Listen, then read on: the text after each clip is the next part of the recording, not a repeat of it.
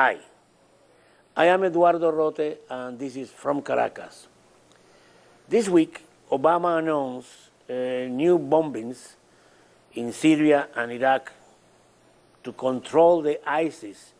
This kind of bloodhound they produce and they now want to control to avoid bigger damage. To discuss about the issues of Middle West, we have with us today Maysalum Cage, and who will give you some explanations about this mystery world, the Middle East, that is so confused in our minds because of the bombing of the mainstream media. Hello, Maysalum, welcome.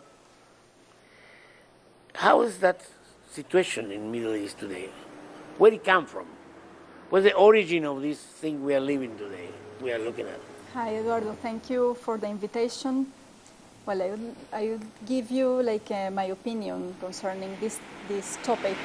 I think that the Middle East is under a process of colonization, which has focused on three resources mainly.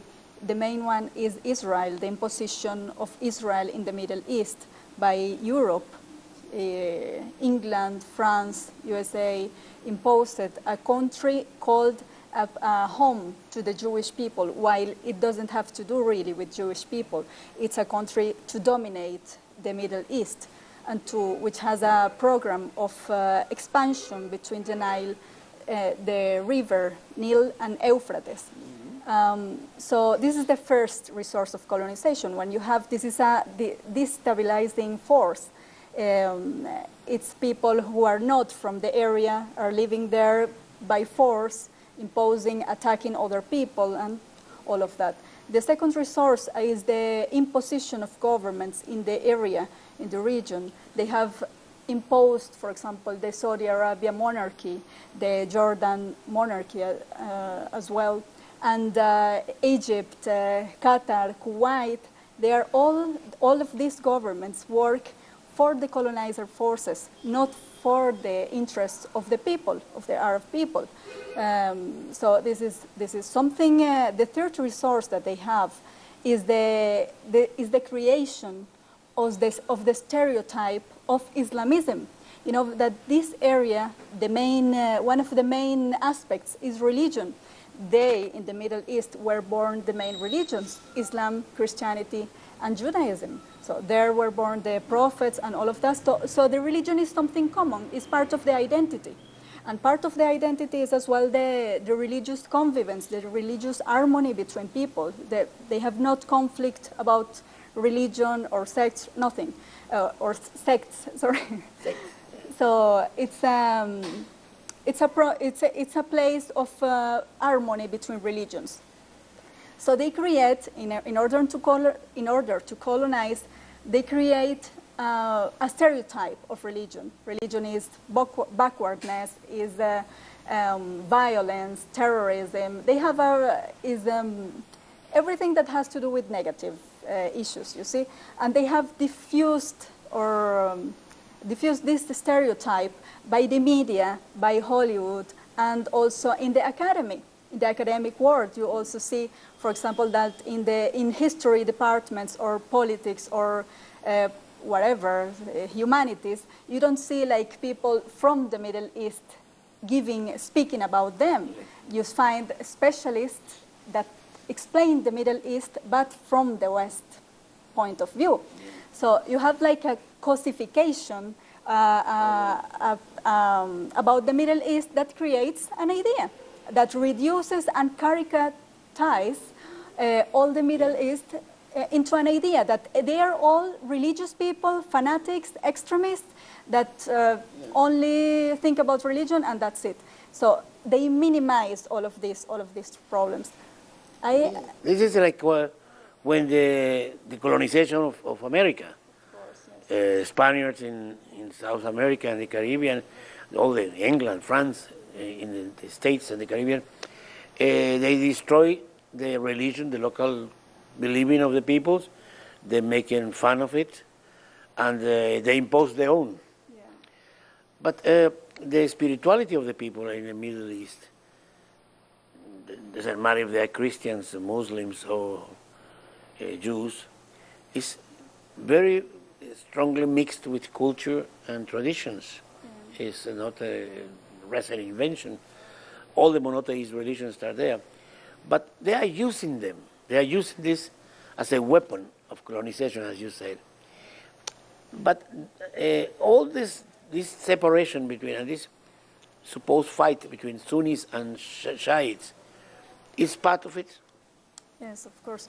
When they colonize and they control mainly when they control these countries like Saudi Arabia, they also control the media. They also control some of the religious schools, not all of them, but they control some of their religious schools, and they promote by their own colonization resources the type of religion that favor their own interests, yeah. which is, for example, a religion separated from politics, a religion that doesn't talk about defending, for example, the oppressed people, for example, Palestinian people. They don't talk, for example, about fighting against the forces of occupation that are taking the resources out of the country. They don't talk about the monarchy. Yeah,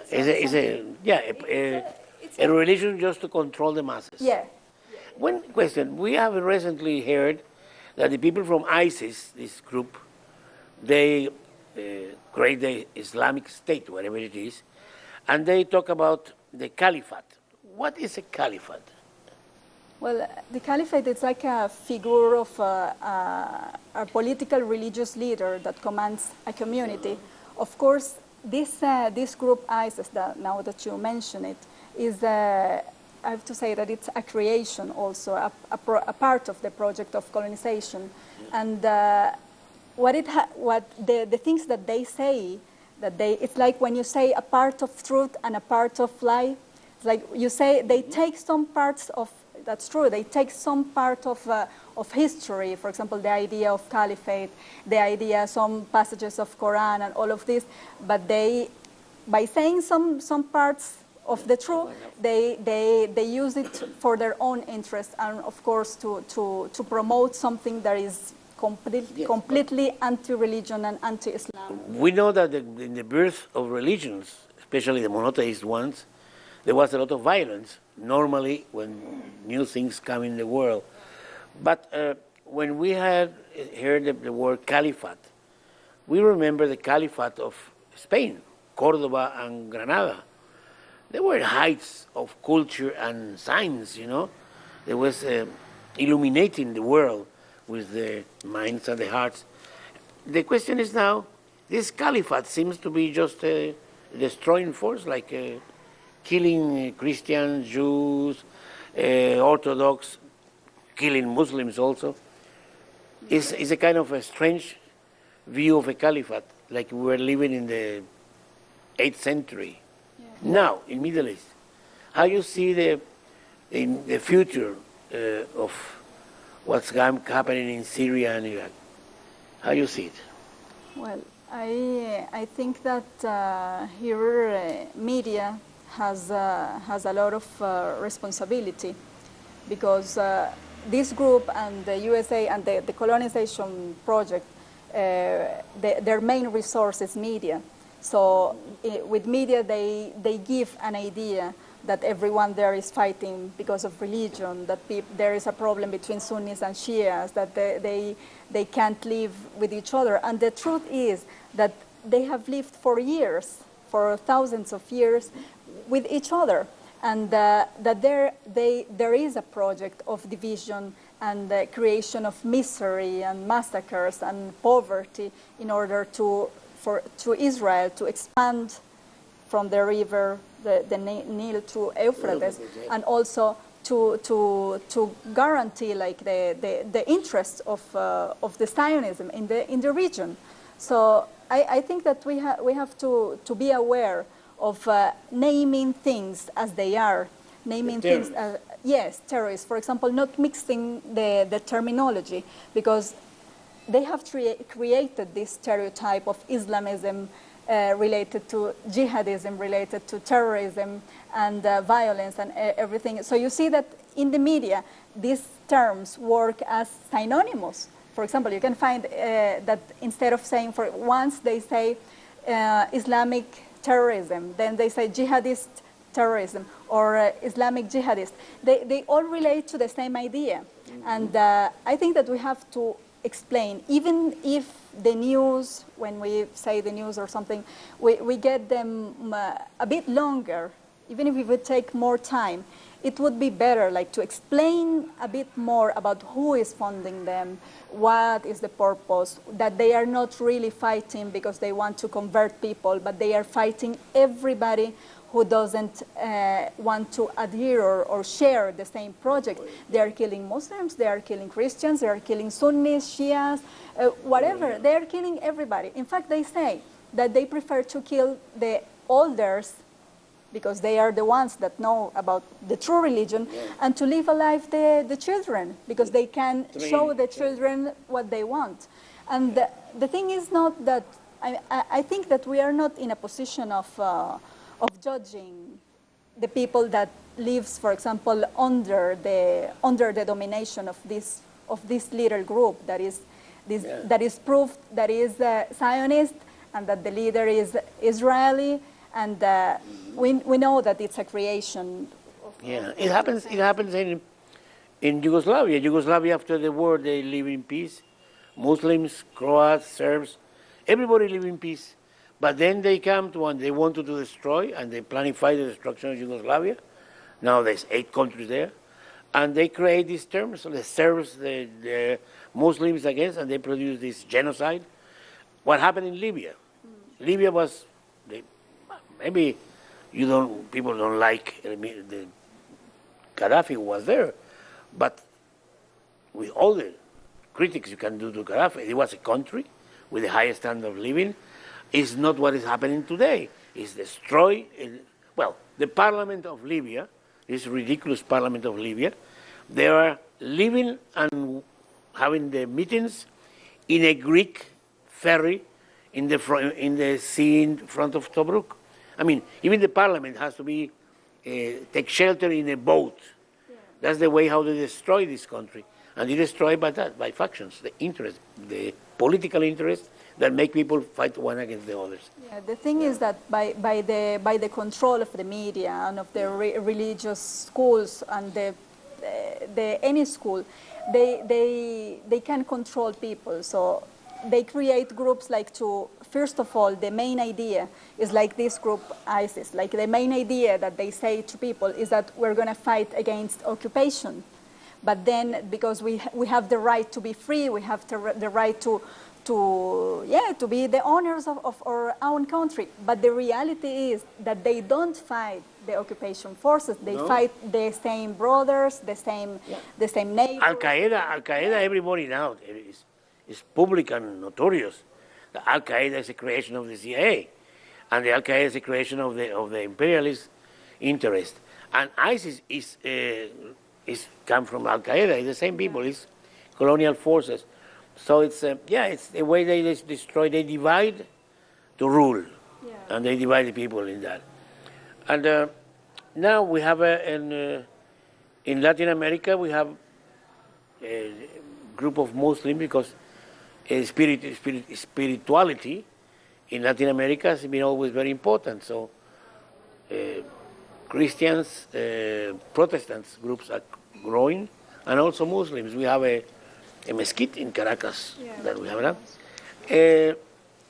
You see it, that the Muslims, a number of Muslims is growing in Venezuela? I think that in general, as you said, Latin American people is has a tendency towards religion, towards spirituality, and yes, Muslim community is increasing, but in the same way that Santeros, the African-American, Afro-Caribbean religions are increasing, and the evangelist churches are increasing as well. So it's not like something particular from Islam.